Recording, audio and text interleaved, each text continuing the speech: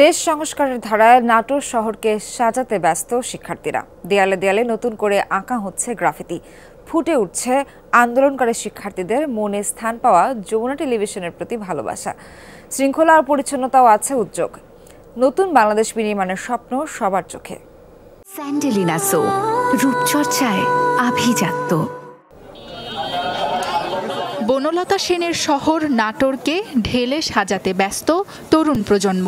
শিক্ষার্থীদের স্বপ্নের প্রতিচ্ছবি তুলির আঁচড়ে স্থান পাচ্ছে দেয়ালে দেয়ালে। বাঙালির অসাম্প্রদায়িক চেতনা নিয়ে আবু সাইদ আর মুগ্ধদের ত্যাগ বৃথা যেতে দেবে না ছাত্রছাত্রীরা।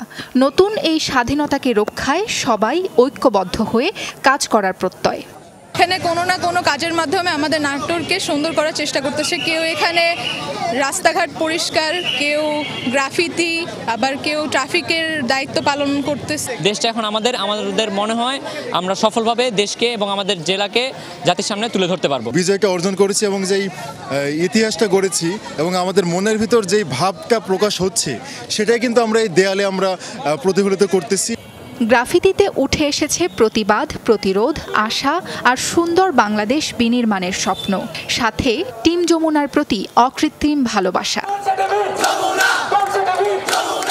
অন্যান্য টিভি যেরকম শুরুর দিক থেকে বাতাবি লেবু নিয়ে ব্যস্ত ছিল, কিন্তু যমুনা টিভি আসল সত্য ঘটনাগুলো জনগণের সামনে ধরেছে। অনেক কষ্ট করছে যমুনা টিভি আমাদের জন্য, তাই যমুনা টিভিকে আমরা অনেক রেসপেক্ট। অন্যান্য যেসব টিভি চ্যানেল ছিল সেই টিভি চ্যানেলগুলো আমাদের সব খবর ভালো মতো প্রকাশ করে না, কিন্তু যমুনা টিভি সবসময় যেটা ঘটেছে সেইটাই আসলে আমাদের কাছে তথ্যগুলো প্রকাশ করেছে। যমুনা টিভির জন্য হচ্ছে আমাদের পুরো বাংলাদেশের ইউথের নতুন যে হচ্ছে একটা চেতনা জন্মাইছে বা হচ্ছে যে ভালোবাসাটা জন্মাইছে, এটা কখনো ভাঙার নয়, এটা থাকবে, এটা চিরকাল থাকবে।